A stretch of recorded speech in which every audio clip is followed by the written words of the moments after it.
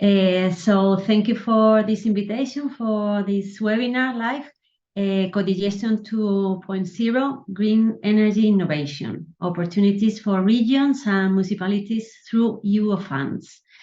The event aims to highlight the advance in renewable energy with the production of green energy, the biogas, using sewage sludge, the live ECOdigestion 2.0 main operation. In Europe, there are more than 26,000 treatment plants as the data of this year, so the project can be replicated on a European scale and different sectors. During this webinar, the main novelties of this innovation project will be explained, as well as the benefits it will bring to Europe in terms of green energy, blue economy, and sustainability. Institutional experts will be explaining the state of the European legislation in this area and the future steps to be taken. The importance of European funding to achieve the goals proposed in the 2030 agenda will also be addressed. So for the first session, we have I will give the speaker Cristian-Silviu BUŞOI, President of the Committee of Industry, Research and Energy of the European Parliament. I think, Cristian, it's your turn. Thank you so much. Good morning from Strasbourg. Thank you for the invitation and thank you for asking me to highlight the most important legislative and non-legislative initiatives at the level of the European Parliament. As we steadily approach the end of what many could call one of the most tumultuous legislative term of the Union's history, the European Parliament, and concretely the Industry, Research and Energy Committee that I am chairing as President, are hard at work to finish up all the remaining open issues ahead of the upcoming European elections in 2024. If something has become evident in the past 3 years, is that having the right energy policy in place is fundamental to ensure economic prosperity, the welfare of our citizens, climate neutrality, you know well, the target of 2030 and 2050, and also achieving high levels of strategic autonomy at Union level. And energy independence became more and more important, and more people are aware about the importance of energy independence, especially after the illegal aggression of Russia against Ukraine. You know well, dear participants, that as part of the European Green Deal, the EU has set itself a binding target of achieving climate neutrality by 2050. As an intermediate step towards climate neutrality, the EU has raised its 2030 climate ambition, committing to cut emissions by at least 55% by 2030. Now, the European Union is working on the revision of its climate, energy and transport-related legislation under the so-called Fit for 55 package. Most of the legislative initiatives, legislative work there has been done. Now the implementation will follow, but some of the dossiers are still in the phase of negotiations between European Parliament and the Council of European Union. On the positive side, we can say that our energy market has proven to be able to stand the test of decarbonization and strategic autonomy, but we have also to admit that we have had to deal with several shortcomings of the present system.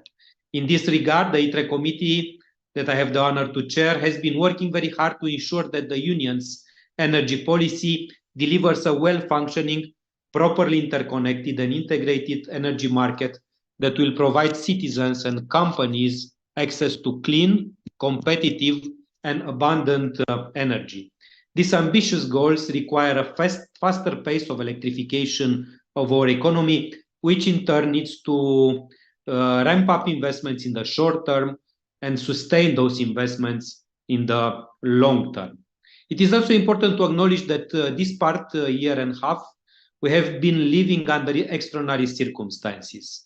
The war in Ukraine has in any case only confirmed the need we have to quickly transition to a decarbonized economy, based mostly on indigenous, low carbon and renewable power generation, so to protect our way of life and reduce the Union's vulnerability to external shocks.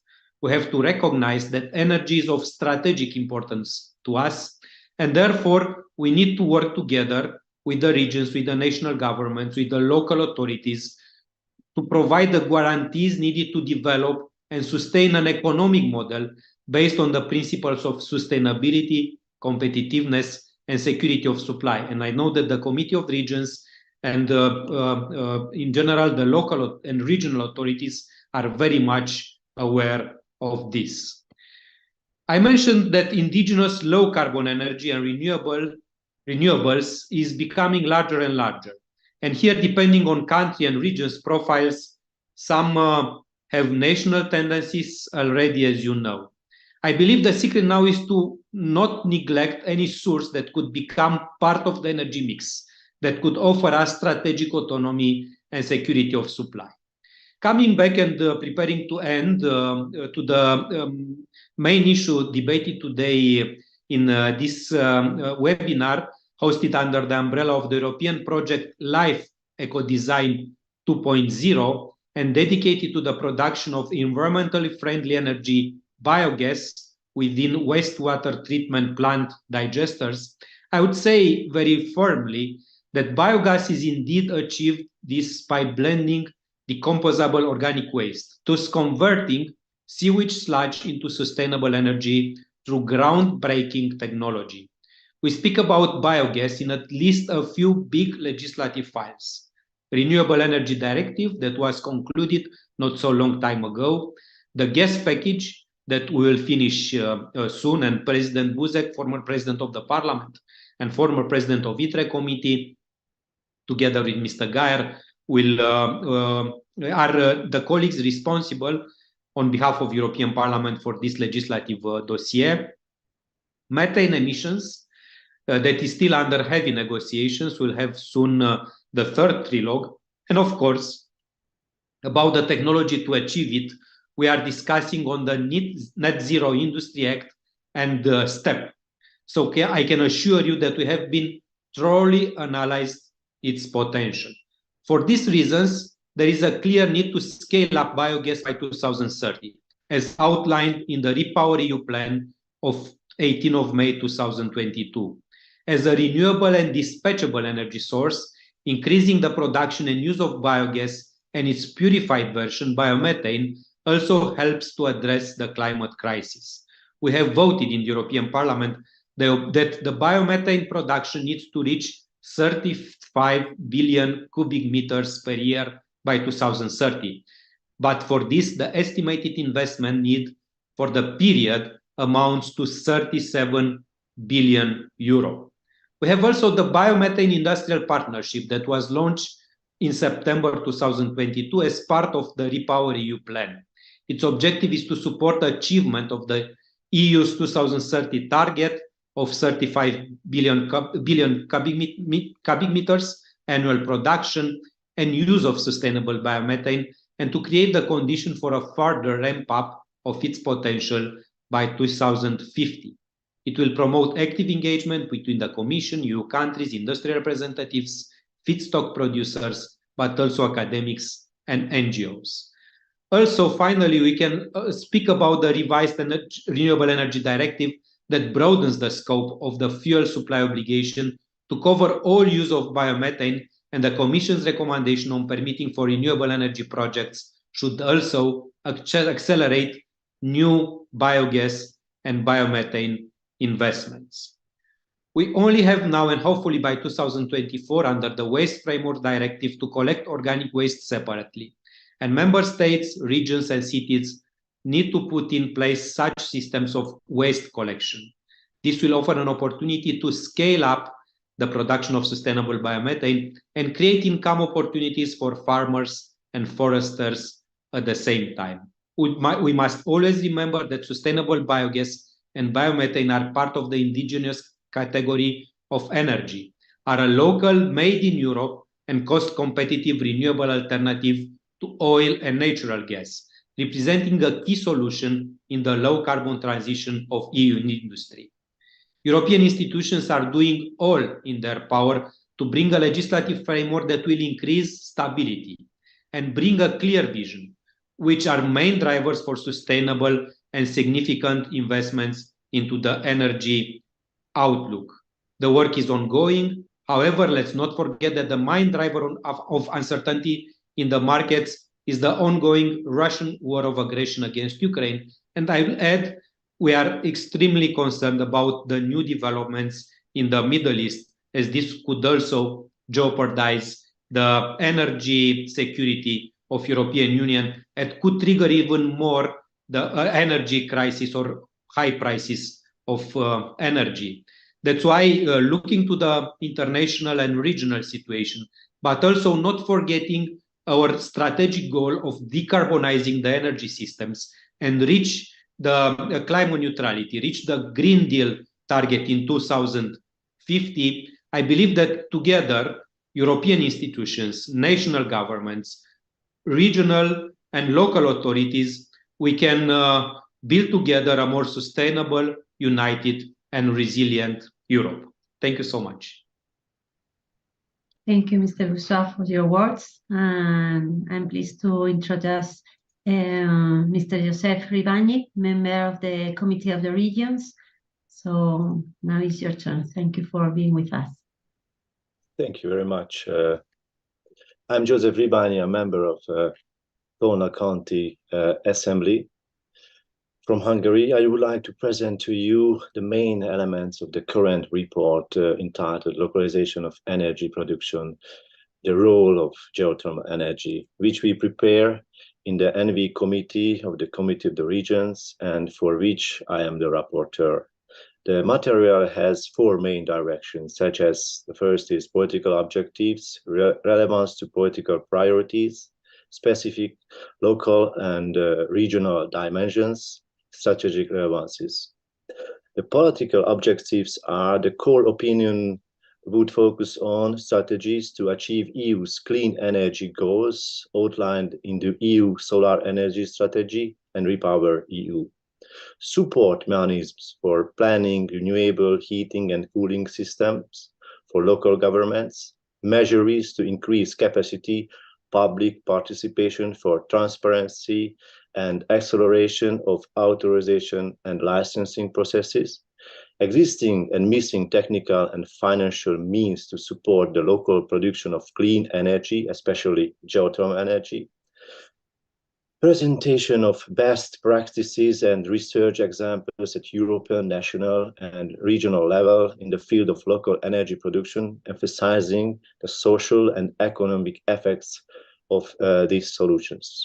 The second is relevance to political priorities are in the field of energy. The work of the ENVE committee focuses on energy security, renewable energies, affordable energy prices in the current geopolitical conditions, increasingly on energy independence. Local energy production provides many answers to Europe's energy challenges: decarbonization, flexibility, energy independence, including security. The core opinion intends to deal with geothermal energy in the above context, since there are more and more calls from local authorities to increase local energy production and to build appropriate business models or partnerships with local energy providers. There is an increasing need to reduce energy prices, to develop innovative technologies, and to strengthen the market penetration of clean energy solutions such as geothermal energy in the heating and cooling sector. Energy sources such as geothermal energy have significant untapped potential for European regions and settlements. The energy security aspect of local energy production can be further developed by providing suitable infrastructure for geothermal heating or taking into account the controllability of geothermal energy. Also, like geopolitics continues to drive up the price of fossil fuels, at the same time that fossil fuel infrastructure is under attack, new market opportunities must be explored in the heating and cooling sector. Specific and local or regional dimensions are: the regional and local government level, local energy production can be the solution for citizens and institutions to promote energy supply and reduce local emissions while providing affordable energy for all.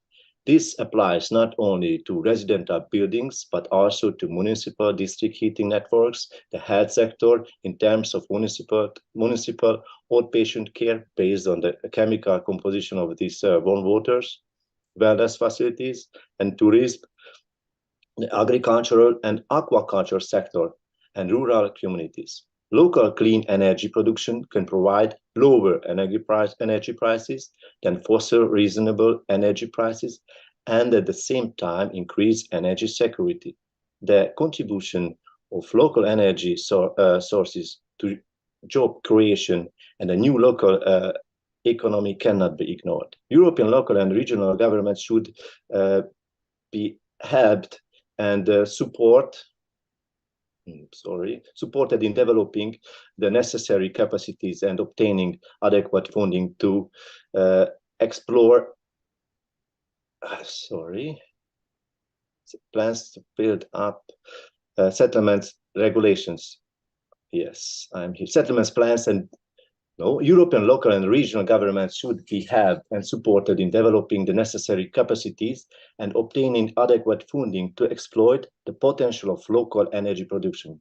Settlement plans and building regulations of the settlements should show the already explored geothermal potentials. Existing legislation should be capable to implementation of and the effectiveness of multi-level governance management in this area should be monitored. Strategic relevances. Local energy production provides distributable, renewable heating, cooling, and electricity generation.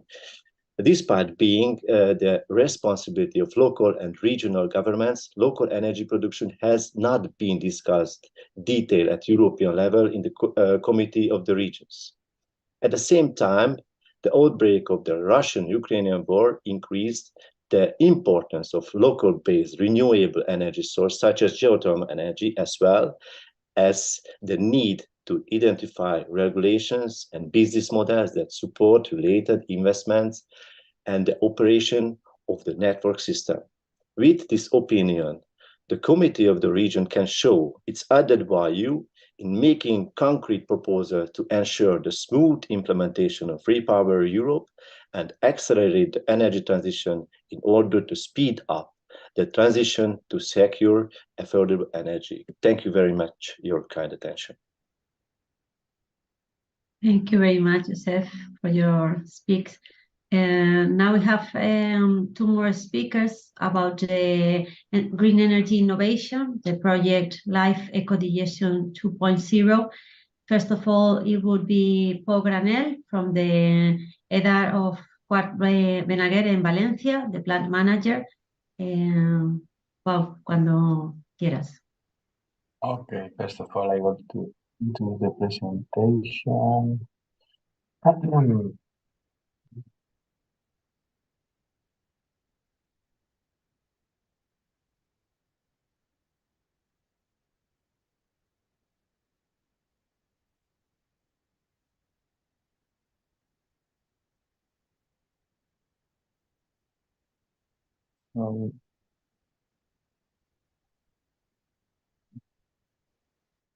Have a lot of screens, sorry. Just to mention that during this panel, we are going to speak about green energy innovation, and we will introduce Life ECOdigestion 2.0 project.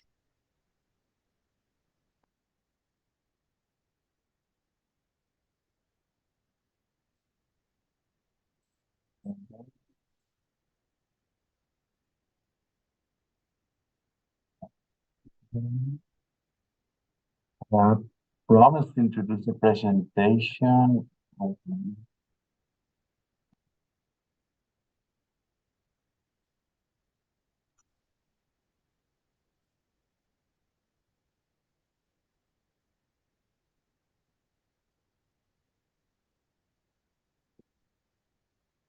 Now we see the presentation. Thank you so much, Mr. GRANELL. Yes. Okay.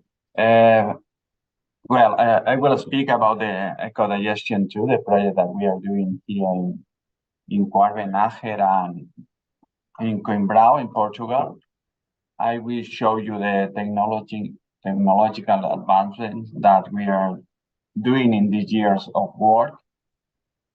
And first of all, I want to introduce, I want to do a little introduction about what is ECOdigestion. ECOdigestion is a project where we are doing a software to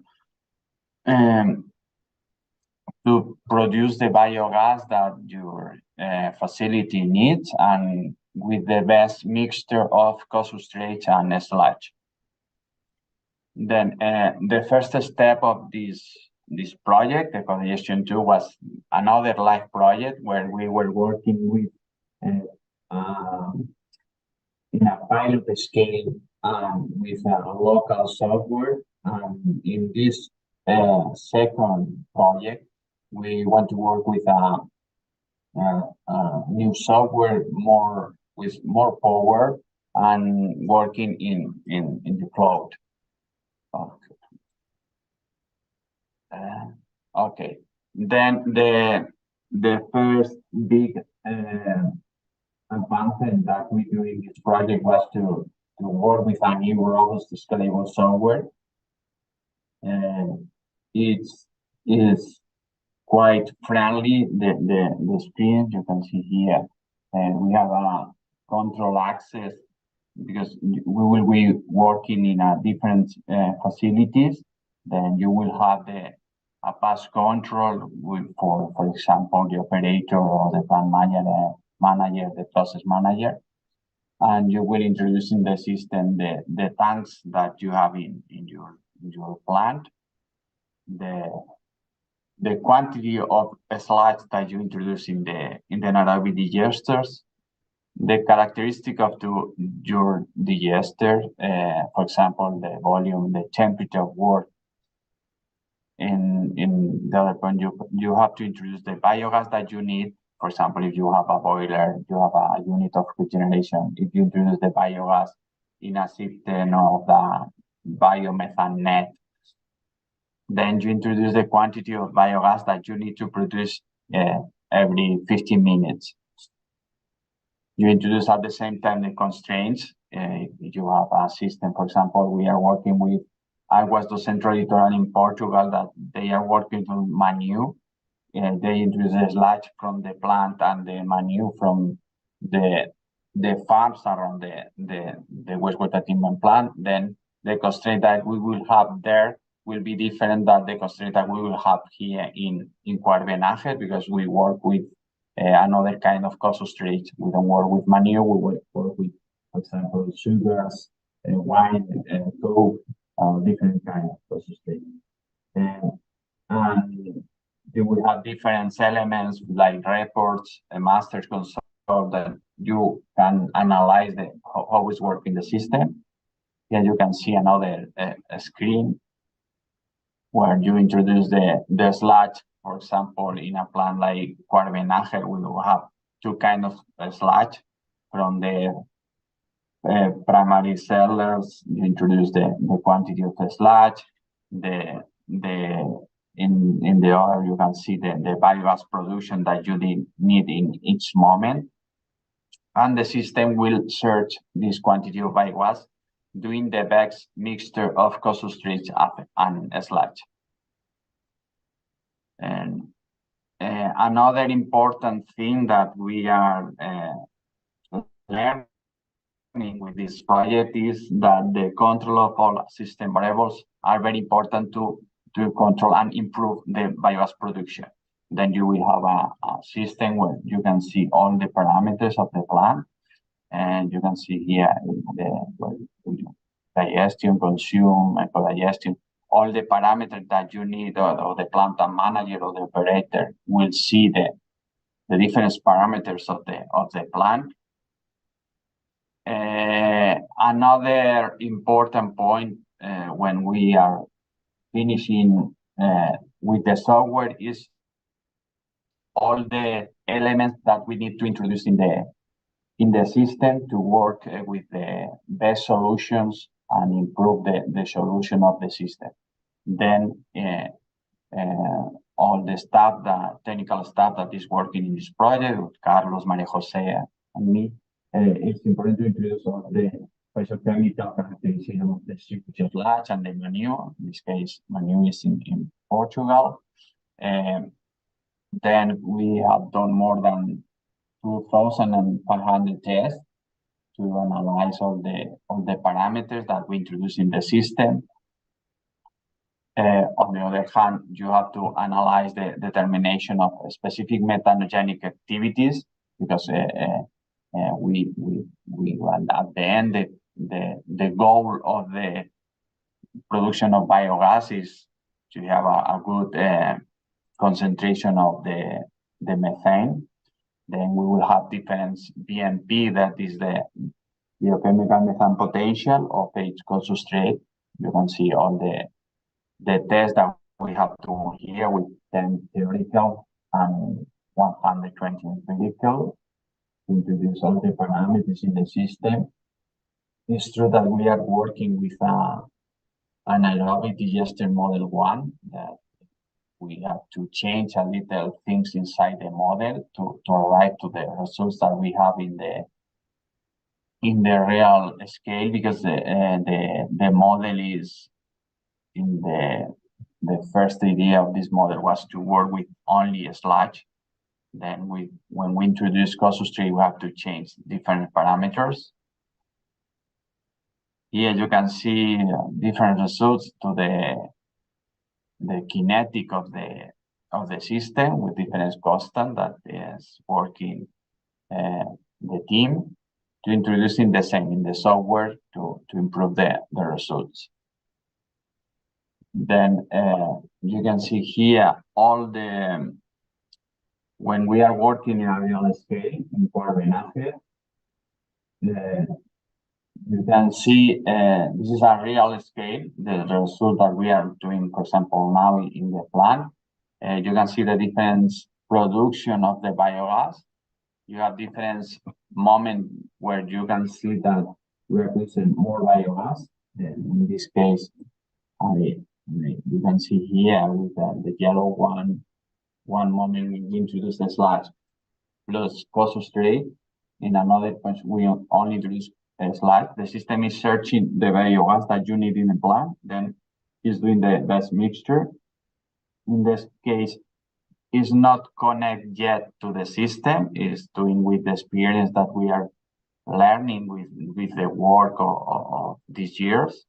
Then, for example, María José Tárrega, that is the process manager, introduced the best diet in the system with the things that is learning with the software and all the study in the laboratory. Then in this case, we have different diets. You can see in yellow that we have moments that we have more diet than another, that we use less quantity of sludge or co-substrate, and you have different ratios of production. You have, for example, in this case, in the another one. Then it's very important to control the biogas production. At the same time, the system is analyzing in the gasometer the quantity of biogas that you have. Then when this gasometer is reducing the quantity of the biogas, they send to the system that the system needs more biogas, then they produce more biogas. We introduce the results of the tool every 15 minutes, and the system is searching every 15 minutes the results of the system, and the system have a feedback from the plant at the same time, because if you have a mathematical model and you can introduce difference between the theoretical and the real production, then the system knows the real production, then change the mathematical model to improve the results of the system. Okay, when this then yeah, I finished the presentation. If you have some question or something about the software, I'm ready to answer you. Thank you very much, Bob. Maybe at the end of this part, we can answer all the questions if you want. Okay. Okay, now it's time for Juanma Revuelta. It's CEO of Finnova Foundation.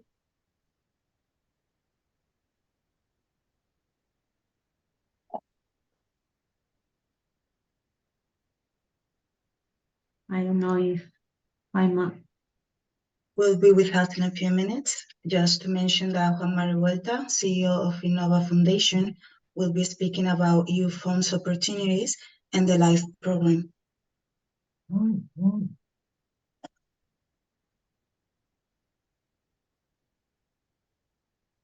Just kindly reminding that the LIFE program is the European funding instrument for the environment and climate action, with a budget in the case of LIFE ECOdigestion of 970,000 euros.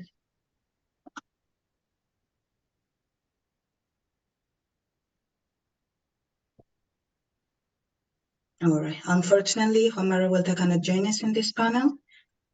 So we are gonna welcome Lola Bordas. She's gonna speak about Girls for Tech and Startup Europe Awards. Thank you so much, Lola, for being with us today. Thank you, Esther. Thank you, María. Thank you, all of you. It's a really pleasure to stay this morning with you and to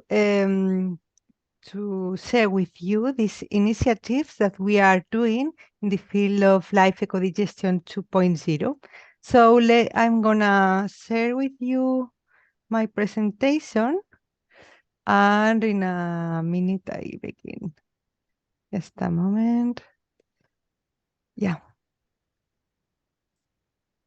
Okay. So you can see this. Yeah, we see it. Thank you. Okay, thank you. So the main idea that I want to share with you now is the importance, or the how we do from Life ECOdigestion 2.0, how we try to attract new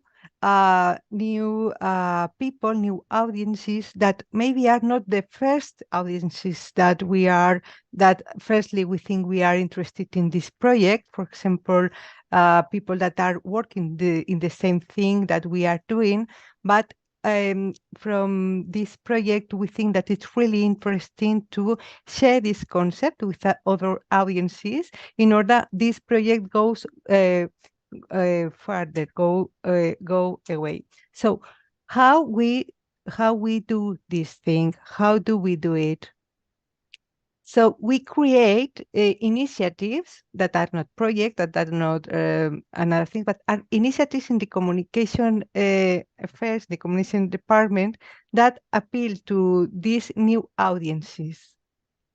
Why and what do with this? We attract talent. We explain it. We are doing the explanation of the project in other words.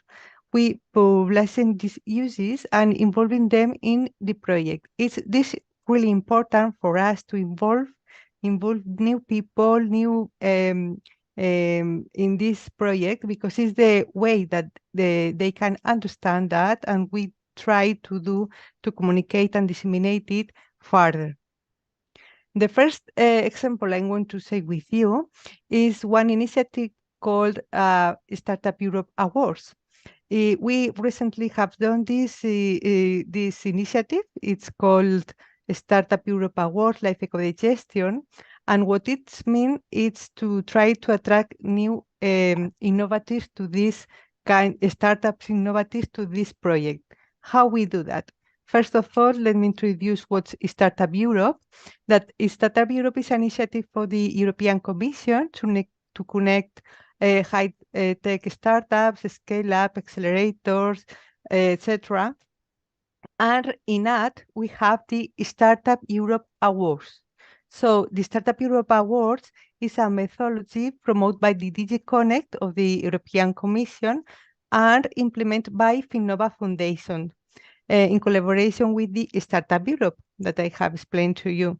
So what we do is it's a tool, an innovation tool to identify disruptive startups that promotes public-private collaboration.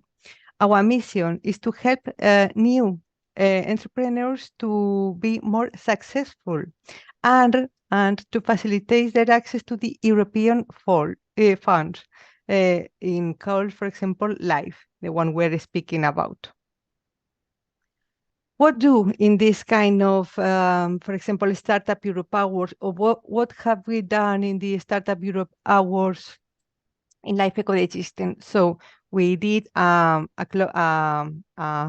open and ask for proposals, and then we had a jury evaluation, and then a grand final. It's really important, these three things, because these are the steps we have in order to try to disseminate more and more this concept. You know, in the open for proposals, we have done social media advertising, and we have had a lot of dissemination. So we have videos, several things in order to try to go further in the communication. So we have, say, a lot of people. We have a thing that is called Life ECOdigestion.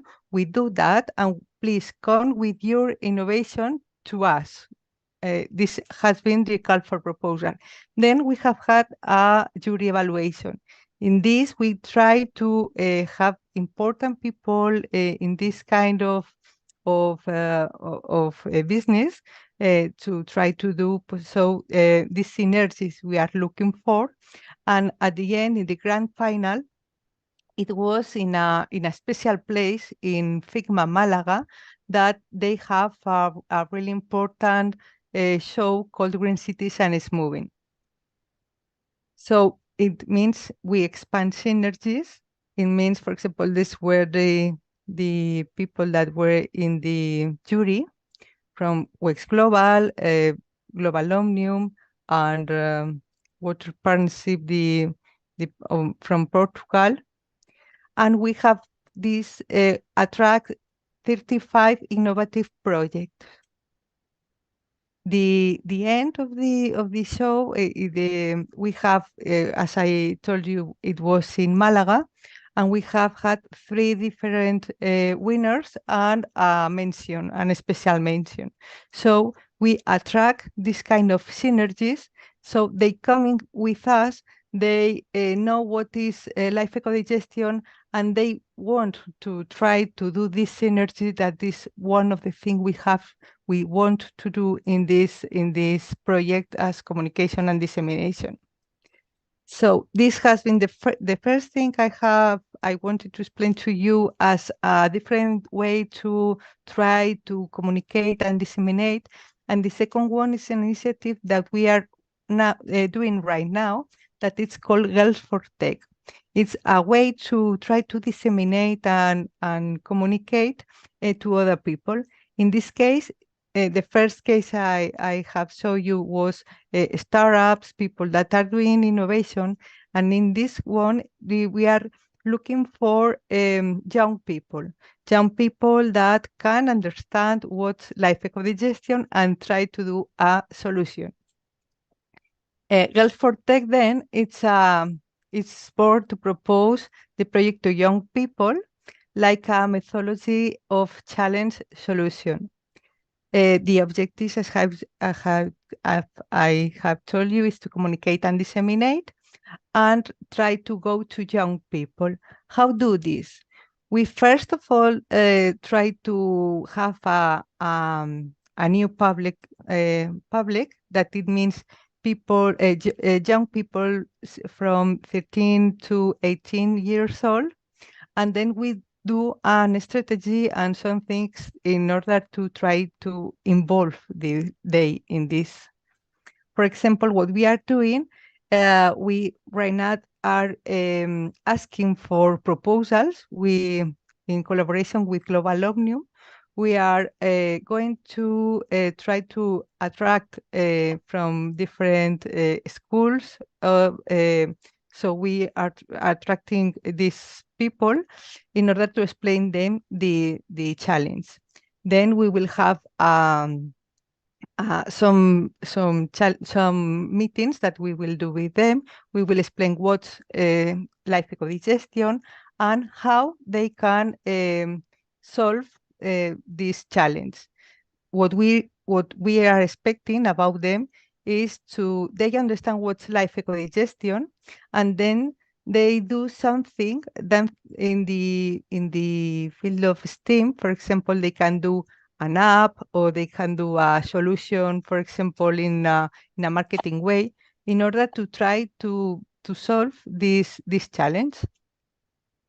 And at the end, we will have a final. We will have some winners, and they will go to Brussels to know the institutions, the project, etc. In AD, we have a jury in order to try to have this dissemination and more that we have explained in the same. We have we are doing in the Startup Europe Hours, so we do something similar in here, but trying to involve these young people in this project. So how we contribute to the regions that we are speaking today in here. So we plan seed of the innovation through Life ECOdigestion 2.0 to a new generation, thinking in green energy. And that's why these are the things we are doing to try to promote more and more and communicate and disseminate out of the normal things we are doing, of course, but this is a way to try to publish, to disseminate, and to attract new people, and the Life ECOdigestion 2.0 goes further and away. So thank you very much. This is my presentation. Thank you very much, Laura. Just to remind that this is a project supported by the European Life Programme with a budget of more than 970,000 euros, led by Global Omnium in Spain, in collaboration with Finnova Foundation in Belgium and Aguas do Centro Litoral in Portugal. Now we are going to welcome Juanma REVUELTA, CEO of Finnova. Thank you so much, Mr. REVUELTA, for being with us today. Thank you very much. Good morning from Valencia. We are today is the Mediterranean International Water Forum, and we are perhaps at the end in the closing. We will have some words from someone quite important in the field of water. Also, this event in Valencia, we are here as Life ECOdigestion, and also Global Omnium is participating. This Mediterranean Forum is preparing the next Med Forum in water that will be in Tunisia and after in Bali in 2024. Anyway, in some minutes I will try to convince to you and to share some of the EU funding opportunities to try to scale what we have learned in this Life ECOdigestion project about EU funding. But allow me, I think, are you available? Okay, then we have now, and I offer the word. Oh. Empieza ya.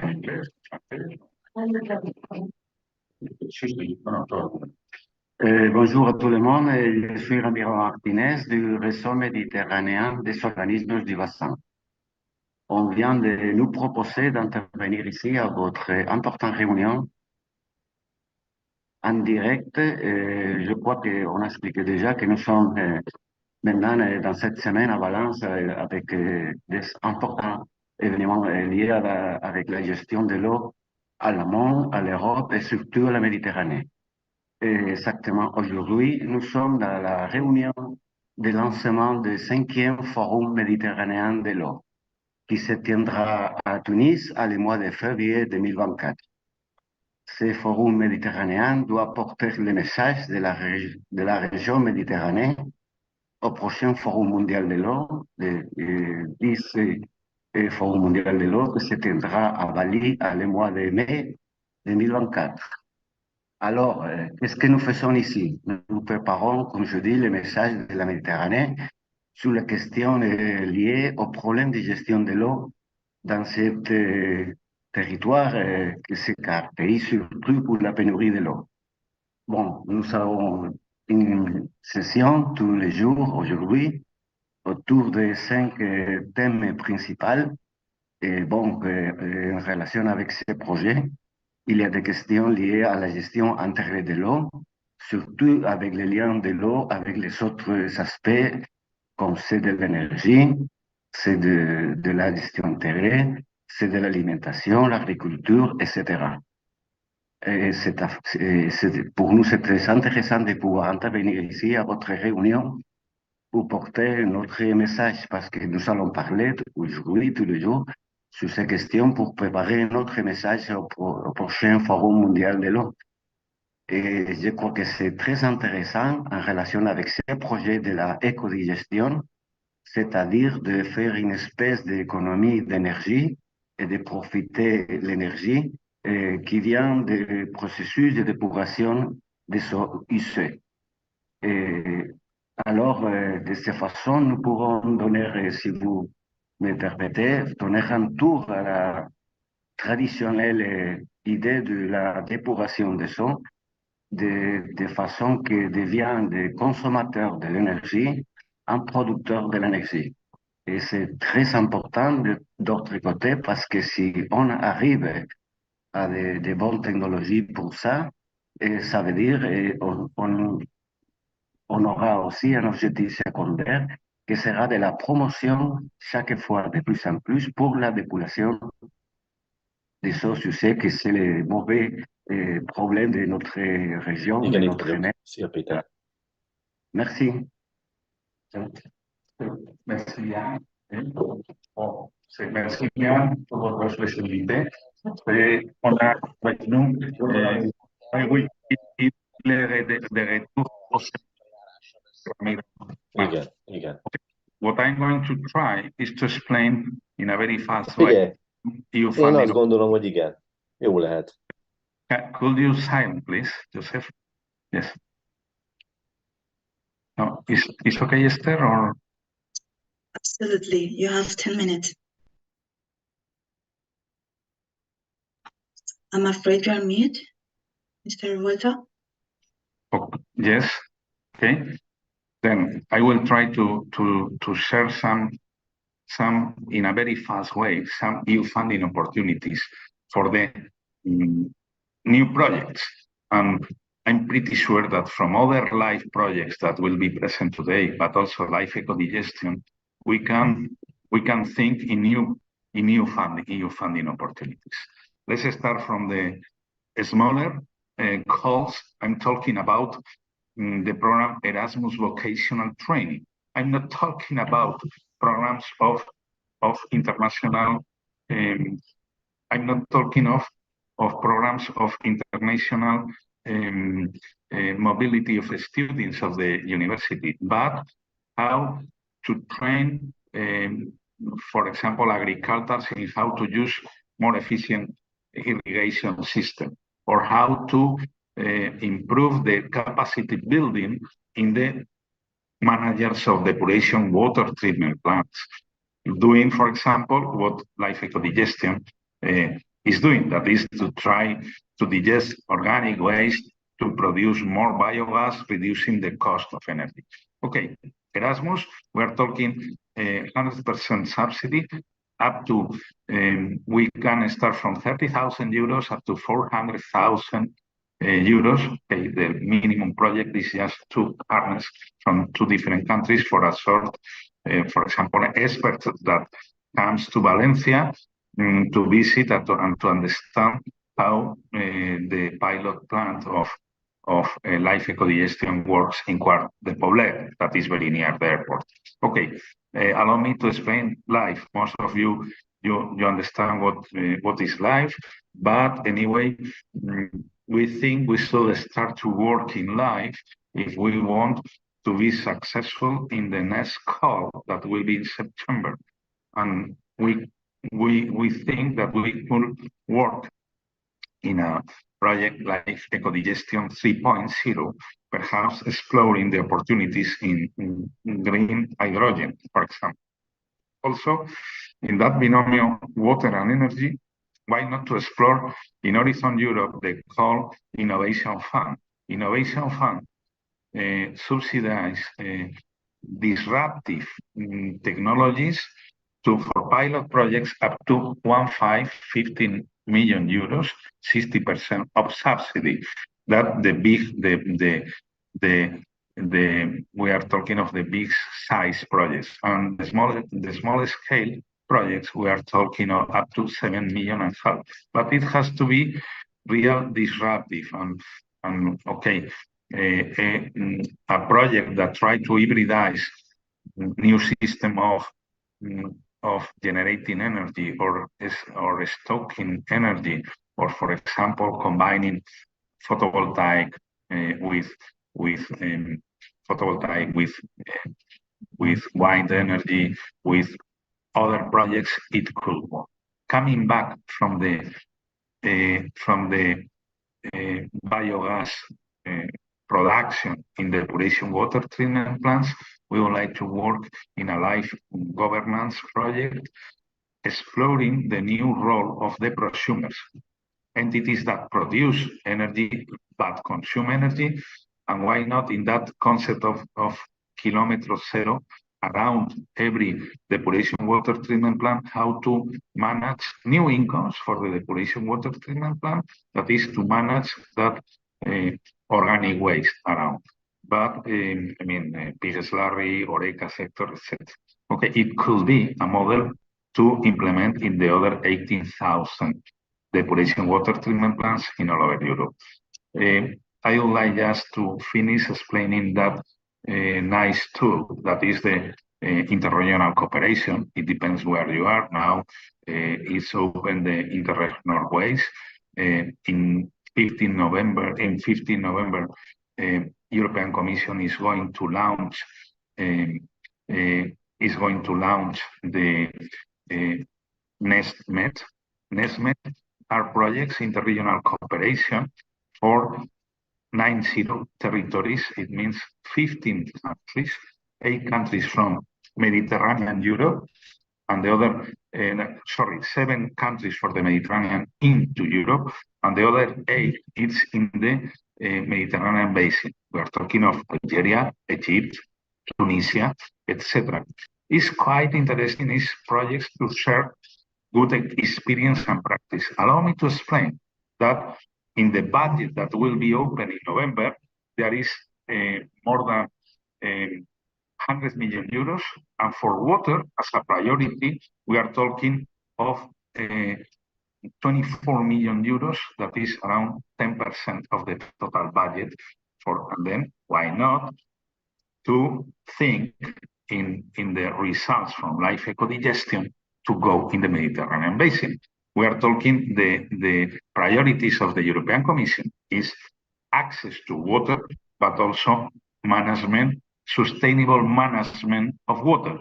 That is all what is how to prevent plastic in the sea from the depuration water treatment facilities. We are talking of why not how to reduce that water. What about the grey water in the cities? What about the binomial water with in the cities to reduce the phenomenon of hot wave in the cities? That is also a risk for the health. Okay, all what is sustainability in water, it means also all what is about energy efficiency in the water process. Okay, we could be talking, but it will be for other time. Esther, thank you very much for the time. I hope not have consumed more than 10 minutes, but anyway, I have not the chronometer here, and thank you very much, Esther. Thank you very much, Mr. Revuelta. Your insights are really appreciated. María García. Yeah, thank you, Esther. Thank you, Mr. Revuelta. Now we've got a roundtable. It's been a pleasure for me to be with you during this webinar. I am the president of the Spanish Association of Environmental Journalists. So I think this project should be aware and should be in the media, so the citizens could know what are the investments in water. And I am pleased to introduce Carlos Lafita from Global Omnium. He's going to be the speaker with the roundtable, and he will introduce all the other speakers. So thank you very much for the invitation, and it's been a pleasure to be with you. Thank you, Maria, for presentation. As Maria said, I'm going to moderate a bit this roundtable. The idea is to do a short presentation of each participant and the project they are carrying nowadays. So we are going to start with Xavier Gamisans, who is a PhD in chemical engineering with about 30 years experience, and currently he's a full professor in Universitat Politècnica de Catalunya. He has more than 150 scientific contributions in the fields of knowledge of gas and other biological treatments and smart sustainable resources. Currently, he is working in the live project BiogasNet with the objective of cleaning with microorganisms hydrogen sulfide and biogas produced in landfills. Just to start with a question, what is the basis of the technology you are applying in this project? Javier? Good morning, everyone. And first of all, I would like to say thank you very much again to this consortium which is running the Live ECOdigestion 2.0 for inviting me to this webinar. I think this is the third or fourth time I'm participating in your events. You are very, very active, and I'm really proud to be here again. So yeah, as you said, currently I'm the coordinator of the Live BiogasNet project. This project started in 2019, and we are at the end, almost at the end of the project, but in fact it finished next March 2024. So yeah, we have gained a lot of experience in a technology where we are trying to demonstrate a new technology for biogas desulfurization. We are not involved in biogas production, we are involved in biogas desulfurization. So this means we are trying to remove hydrogen sulfide, but with a new process based in what is called the anoxic autotrophic desulfurization. Basically, this is a biological, low-cost, and environmentally friendly process that will substitute the conventional physical-chemical processes for H2S removal from biogas. So our objective basically is to boost the use of biogas in different sectors. We have been testing the technology in a landfill in Cádiz for 1 year, and currently the prototype is being tested in Athens, in a very, very large landfill located at the outskirts of Athens. And yeah, I think we have a very, very good technology that has paid really huge attention from different stakeholders right now. So more or less, this is the basis of the project.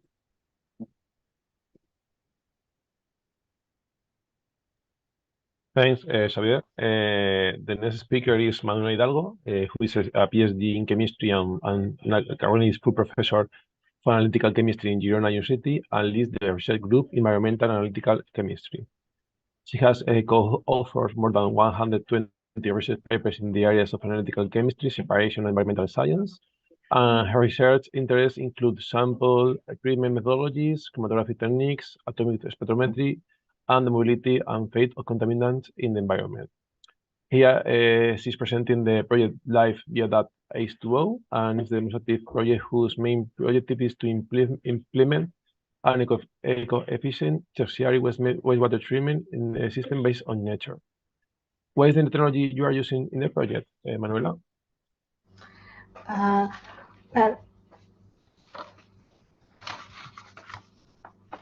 Well, the performance of the technology mostly relies on APIA,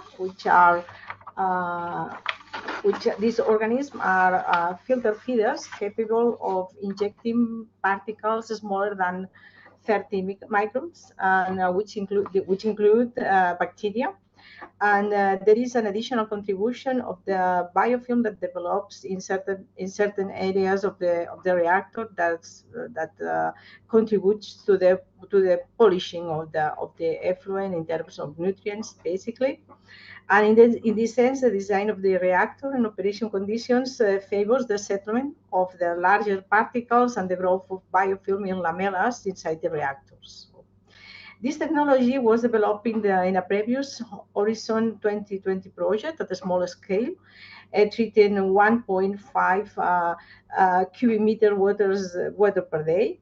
And in the present project, the technology is upscale, and the operating conditions will be optimized to treat up to 200 cubic meters a day in Spain, and up to 50 cubic meters in Greece, which are the two demo sites that we have in the project.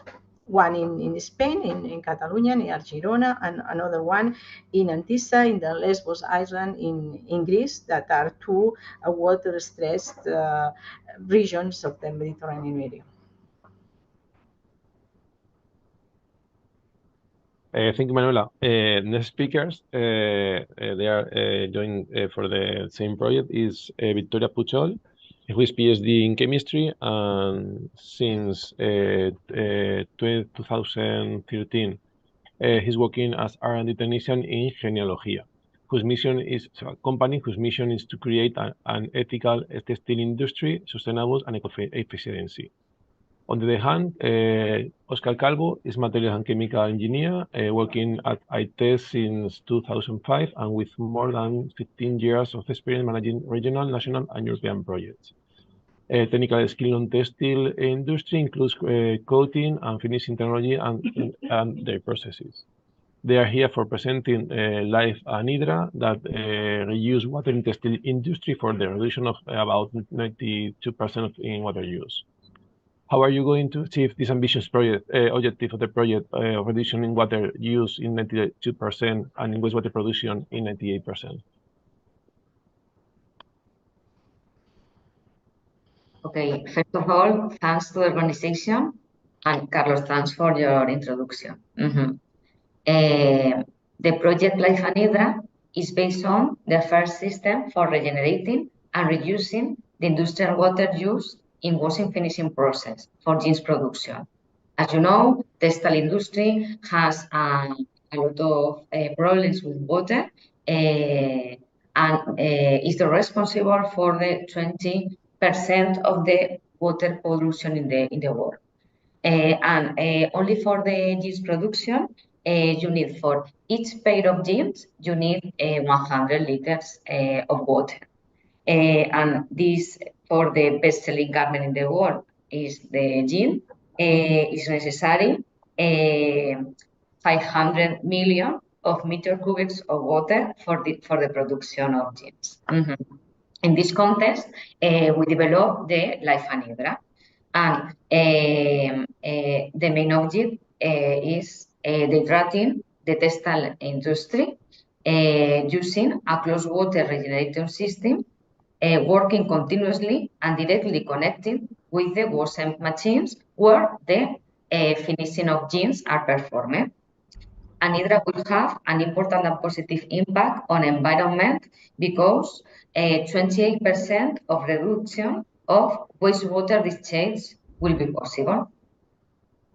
The consortium is formed by Genealogia as Anhydra technology manufacturers and coordinators of the project. ITEX, as textile specialist, is a technological research center. This is the reason that Oscar is in the role with me. And a Portuguese company, Portuguese textile company, that acts as a the demonstration plant for the technology. Okay, and and the most important of the project is that it's a demonstration project focused on reduction of the water consumption in the jeans production, and using a unique system that works in situ in the industrial plant. To end, the Life Anhydra is a close-to-market solution, and the final and most important objective is to put in the market this equipment, mainly for garment finishing industry, and if possible, for other textile industries or in other industries if possible. Okay, that's all. Thank you very much. Thank you, Victoria. So we have a quick question, Victoria. The only demonstration plant is in Portugal. Then yes, there's yes. not in Spain. Nice. Yes, the unique demonstration plant because it's a big plant. Okay, and in Spain for finishing garment we have it's a pity, but we have not a lot of companies that make finishing. And in this company in Portugal has a medium production, and it's very important to test in medium production or production this technology. Well, I'm going to ask some questions just to have more information about this project. This question is going to Manuela. Emerging pollutants is an increasing concern in the European Union, both for its impact in the environment and also for the development of efficient and reliable technology for the removal. In this sense, what is the contribution of the project to this issue? Okay, our projects aim at the improvement of wastewater quality, of course, regarding nutrients, and by the goal is to reduce about at least 50%, and also microbiological parameters. But most of the focus of the projects is also placed on emerging contaminants, of the removal of emerging pollutants, specifically some pharmaceuticals, selected pharmaceuticals, PFAS, microplastics, and antimicrobial resistant genes. Okay, these pollutants are under the consideration for future regulation in the European Union, and some of them already included in the legislation of other countries, in other parts of the world, like in California, for instance. And we believe that the results of the project will provide information about the fate of these non-regulated pollutants through the wastewater treatment process that will be available for future revisions of the legislation in Europe also, and in Spain. Actually, our project is aimed to produce high-quality reclaimed water to reduce the environmental impact of treated sewage discharge into a river in Spain. These are the two cases, and decrease freshwater usage for agricultural irrigation in Greece. Okay, this is the main application and the main cases that are considered in this project. Thank you, Manuela. Next question is to Xavier. In the project like Biogas Net, circularity is one of the bases of the technology used in this project. Can you explain what are the specific benefits in cost reduction in this treatment? Oh, okay. So,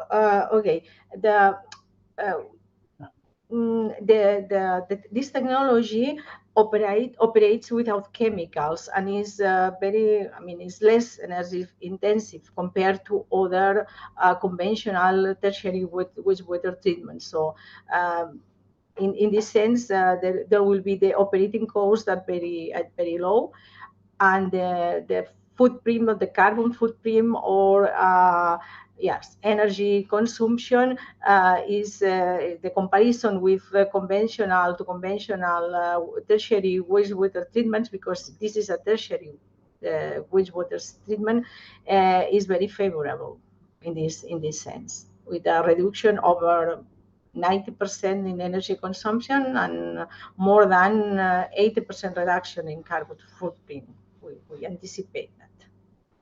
Just because, Manuela, this technology don't use the physicochemical technology that are using currently for the treatment of wastewater as policemen. Pardon me? Yeah, the application is, as I said before, is as a tertiary treatment. Okay, in the case of Spain, this will be implemented in a, well, actually is start implemented already in a municipal activated sludge wastewater treatment plant close to Girona. Okay, and in Greece, they will be in operation in an experimental platform located in Antissa, in Lesbos Island, which include a flow anaerobic sludge planking reactor, which is also, by the way, producing also biogas, and also constructed wetlands in this case. So we have different we can test different configurations and different scenarios to obtain reclaimed water for the irrigation of agricultural land, or to discharge this treated water safely to the river, to improve also ecological and chemical and biological quality, ecological quality in the river. Thank you, Manuela. Xavier, Amisans, the same question to you. You can explain the specific benefits in co-reduction you have in your treatment? Yes, thanks. Okay, let's see. The thing is that with our technology, we're trying to substitute, let's say, oxygen or air as electron acceptor in the oxidation of hydrogen sulfate by specific microorganisms. In our case, we are using nitrate or nitrite. It is because this is why the project or the technology is based on this anoxic process. The main advantage is that we don't, we are not adding air, oxygen. This is diluting the biogas. We are not adding oxygen, which is a comburant. So this creates a dangerous mixture between methane and this comburant. But we add just nitrate or nitrite. The thing is that this nitrate or nitrite comes from, nitrogen wastes of different nature. For instance, in Cadiz, we used leachate from the South landfill, which is further nitrified to produce nitrate or nitrite. And then this nitrate or nitrite is introduced in our bioreactor, where hydrogen sulfide is oxidized to elemental sulfur, which is a valuable byproduct, and the nitrate or nitrite is reduced to nitrogen gas, which is just released to the atmosphere. Now in Athens, what we are doing there is using a different nitrogen source.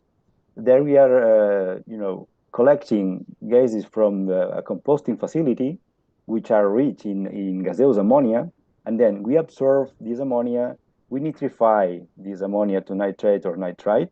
We both are good species for us, and then we send this nitrate and nitrite, this effluent, to our, in this case, a biotreating filter, where we are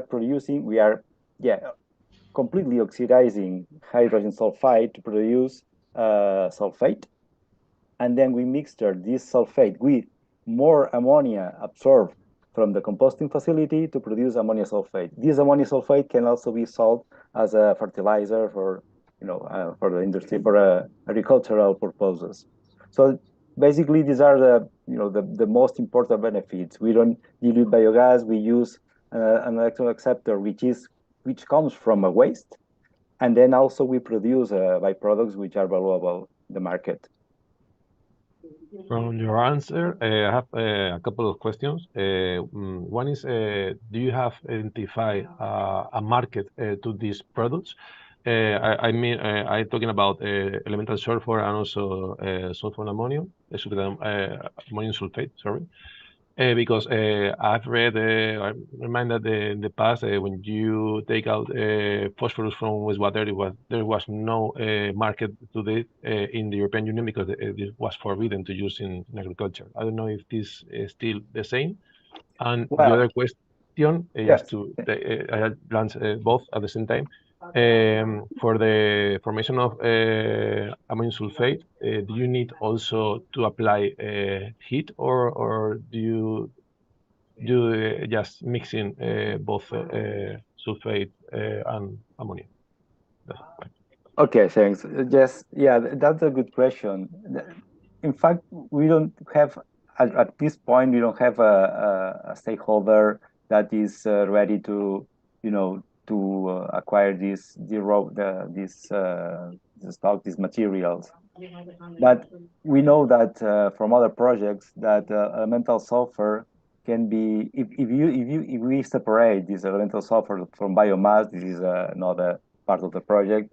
So then we can just sell this metal sulfur to, for instance, this agricultural sector, but also to companies who prepare pigments, because the metal sulfur is one of the raw materials in the process. We have contacted them with another project, so we know that they are ready to test our elemental sulfur to produce these pigments. And regarding the ammonia sulfate, the thing is that we are just creating at this point a very dilute concentration of ammonia sulfate in our systems, because remember that biogas is not, I mean, the concentration of H2S in biogas is not really that much. This means probably generally is perhaps under 1,000 ppms. So then the difficult part here is to concentrate this ammonia sulfate. So probably we should have to test other technologies, evaporation, whatever, to try to concentrate this. But at this point, we are just mixing the effluent of the biotreating filter, which is basically sulfate, with ammonia produced, ammonia absorbed from the composting facility, and we have this dilute solution. And yeah, probably. Previous to the market, we still have to work a little bit on the concentration of this byproduct. Okay, thank you, Xavier. Now, in the project Life and Hydra, a question that you are proposing, reusing water after reusing the industry. How is the quality of this water, and also if this use or the use of this water results in the same quality of the final product of the clothes and textiles you are producing? I like that you make this question, because this was our premise and since the beginning of the development of the project. In fact, we started with the design and R&D phases focused on the requirements of the quality of regenerated water in order to reduce. And it's very important, since the beginning of the project, ensure the quality of the textile product, final product, okay? And with this was our first premise requirement, and we developed all the technologies in place in the Life and Hydra with this objective. All the technologies developed based on ultrafiltration, ozone, or advanced oxidation, and all the variables and parameters in the machine was focused on these requirements of the final end product.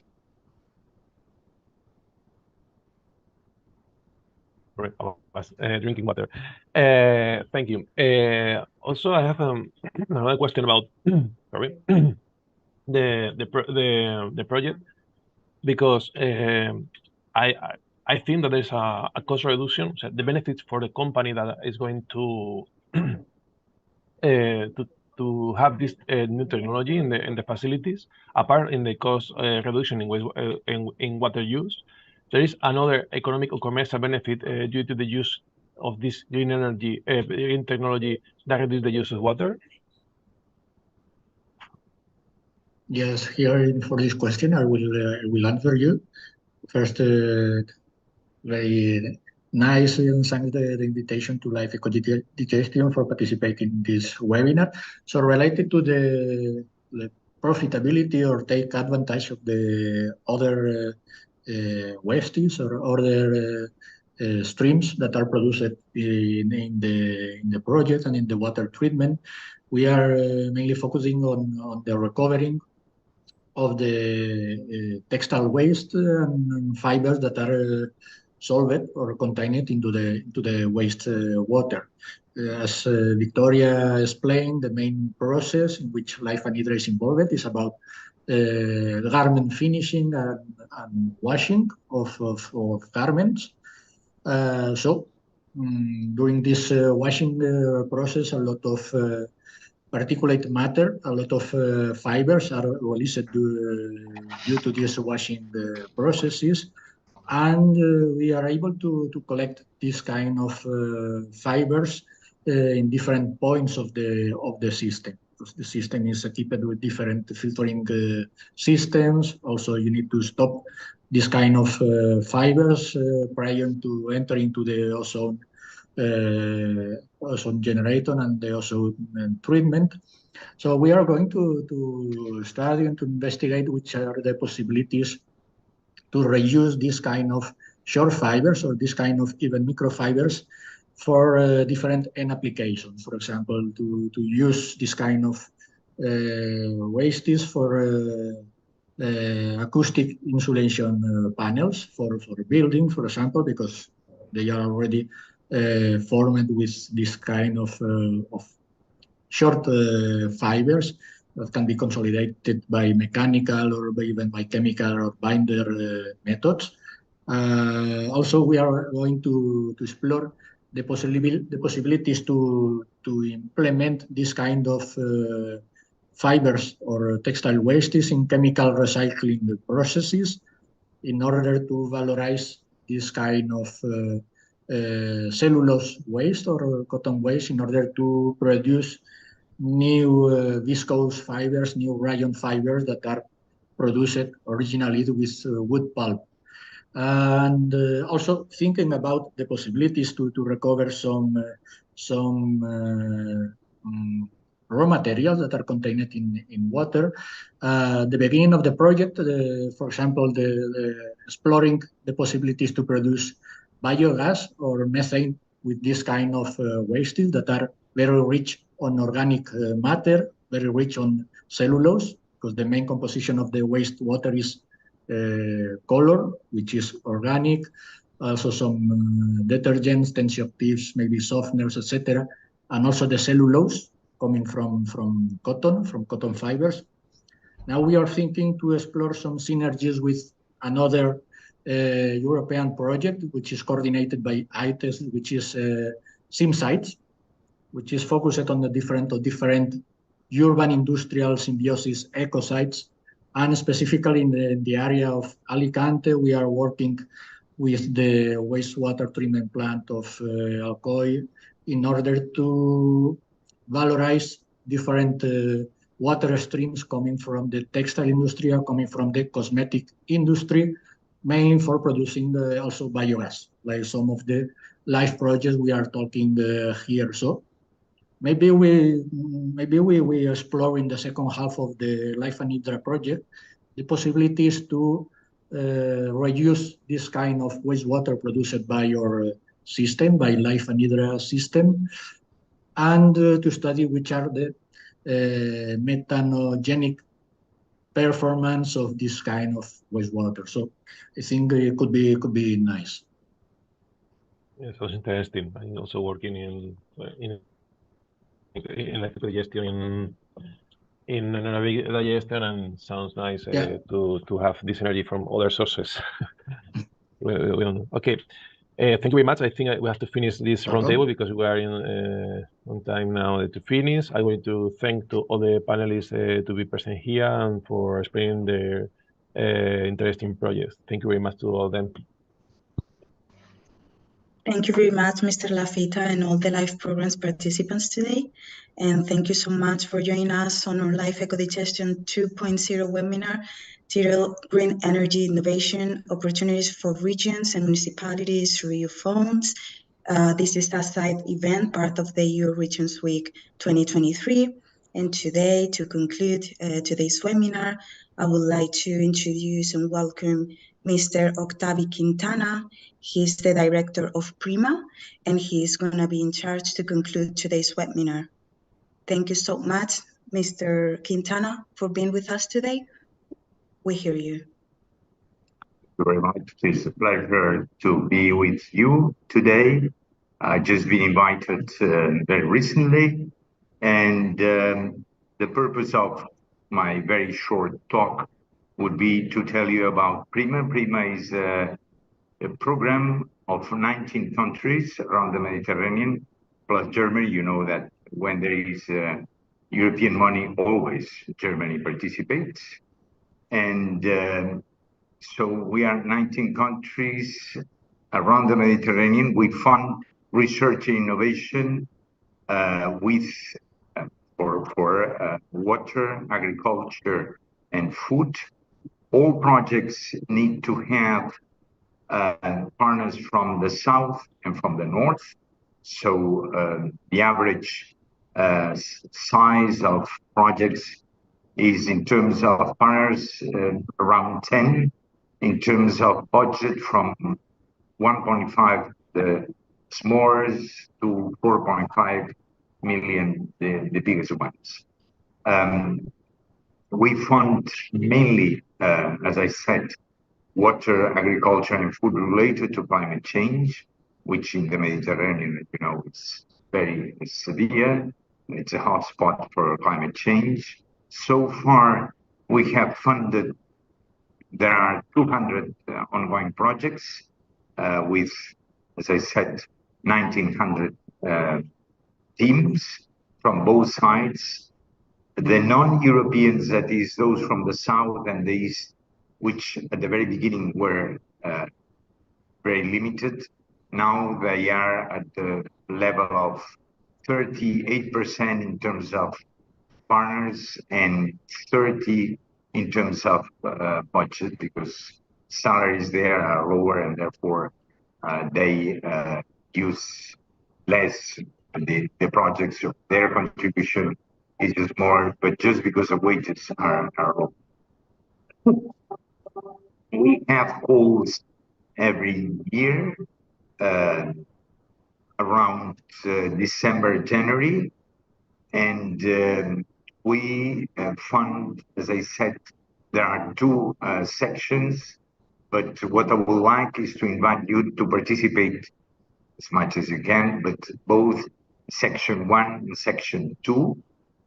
Section 1 is the one we fund 100%. Section 2 is the one we organize as well, but is funded by the countries, so the participating states.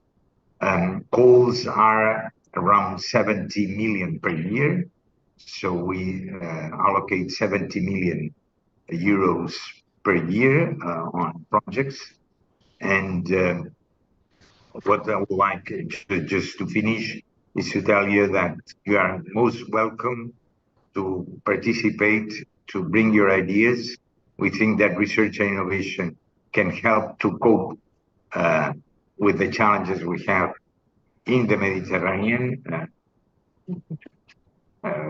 Human creativity is the only non-limited resource we have, and therefore we need to use it as much as possible. We, in the next, as from 25, would like to include renewable energy, which is very salient for water, for agriculture, and the region, the Mediterranean, has a huge potential for renewable energy, as you all know. And more on the subject you were dealing with, we do a lot and we explore a lot the use of non-conventional waters, mainly for agriculture, but also for different purposes and uses. And non-conventional waters, we have plenty or several projects that deal with this topic. This is it. Thank you very much for listening to me, and it has been a pleasure to meet you. Thanks. Thank you so much for your great intervention, Mr. Quintana, and thank you so much to all the panelists today.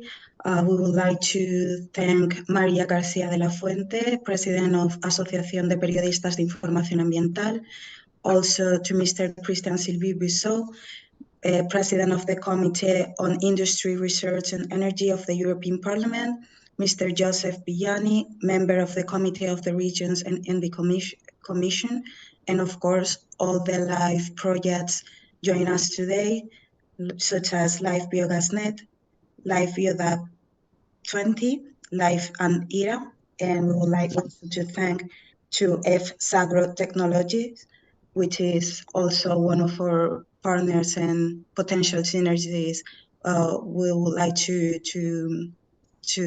build in the future months. And this is the end of the webinar. So thank you so much to all the persons. The recording of the session will be available online, and the program is also available on our social media channels. Thank you so much. Thanks. Good morning. You.